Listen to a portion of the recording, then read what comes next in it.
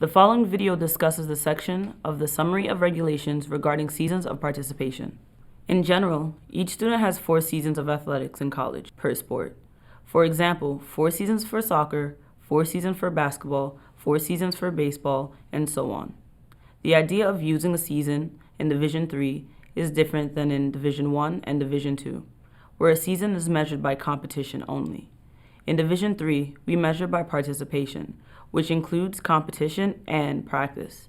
This means there is no redshirting in Division III. There are 2 ways that you can trigger using a season in Division III.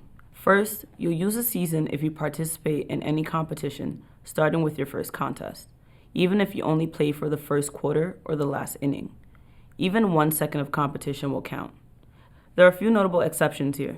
You haven't used your season if you compete in a scrimmage or alumni game that takes place during the preseason. You also get a break from the rule if your team plays on one date of competition during the off-season, what we call the non-traditional segment. The second way to use a season is if you practice at any point after your team's first regular season's game.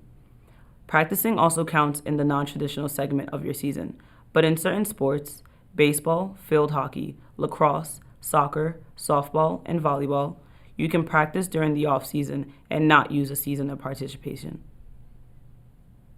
Once you've triggered using your season, if you have a season-ending injury, you might be able to meet the criteria to get that season back for medical reasons.